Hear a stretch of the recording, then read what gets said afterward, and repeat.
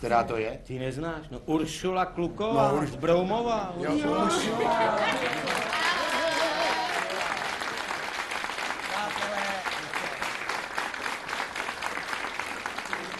Uršula Kluková, majitelka nejlepšího smíchu ve střední Evropě. Uršulo, malou ukázku. Dobrý, to stačí, Uršula. No, tak Uršula se vám, přátelé, představí v roli Emmy Drobné Černé. Ano, Uršula, vy jste žena zkušená, řekl bych všemi mastmi mazaná. Teď vás dokonce přimázli, teda nalíčili v televizi. Vy byste mohla sehrát s námi takovou etídu. Že byste právě dělala vedoucí manželské a předmanželské poradny, doktorku Emmu Drobnou Černou.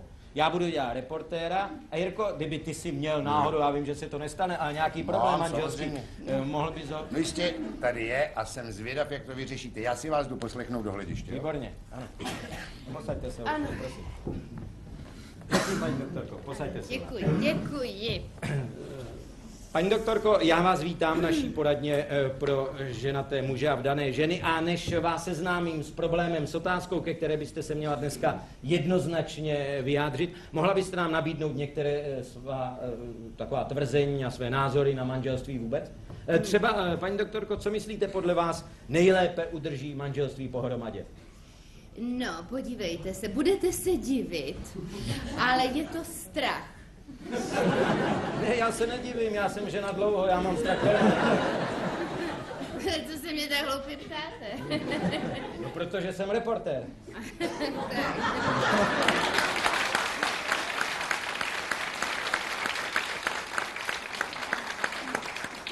Staré čínské přísloví praví, vždycky, když přijdeš domů, zmlať svoji ženu. Neví-li ona proč, ty to víš vždycky. No tak to možná platilo ve staré Číně. Dnes bych toto přísloví trochu poopravila, kdybyste dovolil, samozřejmě. Mohu si dělat poznámky? Ano, pište si. Přichází-li muž domů, musí cítit, že něco visí ve vzduchu. Moje kolegyně, inženýrka Rázlová, vítá svého manžela denně hudbou z gramofonu, na kterém je permanentně nasazená deska Padla facka, padla na sám. Paní doktorko, to je zajímavá schoda. Naše sousedka zase vyťukává manželovi na hlavu rytmus písně, tluče bubenček. Válečko může. To přijde levněji možná. No to je výborné, to si musím pamatovat. Ovšem můj muž už je dnes tak disciplinovaný, že jakmile otočí klíčem v zámku, už se ani nepřizouvá, protože ví, že to je bezpředmětné. Okamžitě popadne koš z odpadky, vynese je, vrátí prázdné láhve, přinese plné, nanosí dříví, nanosí uhlí, vyklepe koberce a pak teprve ví, že může vstoupit do mého, tedy promiňte, do našeho bytu. Ano, já, do vašeho bytu. Před večeří ještě cvičně luxuje aleští nábytek. Řeknu vám, že kolikrát je manžel při večeři tak vyřízen, že dokonce odmítá jíst maso, protože nemá sílu ho žvíkat.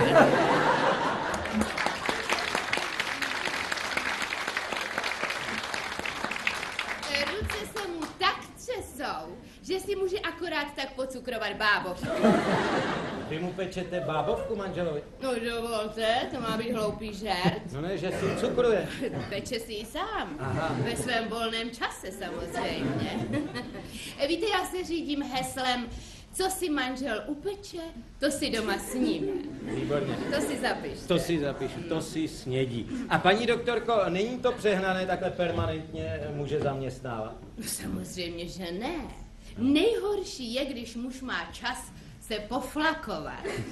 Z toho nám prosím potom pramení, a to si pište, nevěra, alkoholismus a za třetí to nejhorší vůbec, rybaření. Ano, rybaření. Ano, rybaření.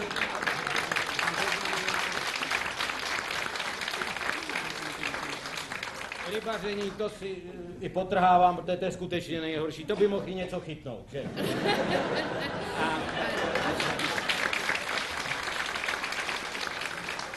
Paní doktorko, co podle vás vlastně vytváří harmonii v manželství? Harmonii v manželství? Harmonie a souzvuk. Samozřejmě teplo domova. Teplo. Teplo domova vytváří harmonii a souzvuk dvou lidských duší. Muž musí mít jistotu, že když přijde domů, že tam bude teplo. Že se prací v domácnosti zahřeje. A žena je tu od toho, aby mu toto peklo, teplo zorganizoval. Peklo škrtám. Nejlepší je systém bodování. Pozor, žena ovšem nesmí jen trestat, ale musí také chválit. I když samozřejmě chválou nesmí plýtvat. No. Paní doktorko, já se přiznám, já vás sleduji, ale já vám nerozumím. Vy mě nerozumíte? Nerozumím. Já vám to vysvětlím velice ráda. Muž musí jít do práce v dobré náladě, protože i tam v zaměstnání musí podat dobrý výkon, jelikož peníze, které nosí domů, sice nevidí, to si zapište, ale pro domácnost jeho plat není zanedbatelnou částkou. A proto hned ráno ustlaná postel, pište si. Postel. 5 bodů. Ranní nákup. Pardon, paní doktorko, já jsem ještě v posteli. Tak vylezte. Ano, ranní nákup. Ranní nákup 10 bodů. 10 bodů, ano. Připravená snídaně 8 bodů. 8 bodů. Umyté nádobí po snídani 5 bodů. Muž musí mít hlavu plnou bonu. Bony má v hlavě já. Ano, já to zapíšu, paní doktorka má v hlavě bony. No to nemusíte všechno psát. Může vlastně váš muž si někdy odpočinout, vyhodit si takzvaně z kopítka, provětrat své kopítko? To nemůže. Můj muž totiž žádné kopítko nemá. A paní doktorka ani na Silvestra? No dovolte, to už vůbec ne. Kdo by mě tahal domů z hospody? Přece na sebe nenechám sahat cizího chlapa.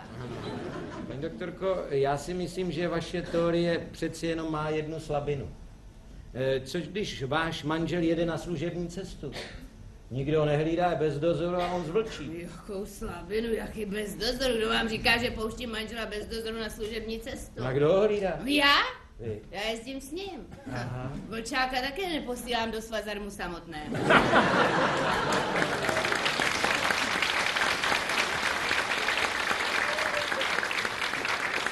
To berete jistě manželovi na služební cestu i misku. I misku a koší. Ano, ano. No to nemusíte psát. No. Paní doktorko, já vidím, že vaše teorie je dokonalá. Já vám gratuluji a dovolte, abych vás seznámil s problémem, s otázkou, ke které byste se měla dneska vyjádřit. Velice. Je pravda, že některé ženy po 25leté manželství se změní v ošklivého chlapa, který bije svého muže a bere mu všechny peníze? To je nesmysl, prosím vás. Podívejte se na mě. To musel napsat nějaký chudák bez dozoru. To napsal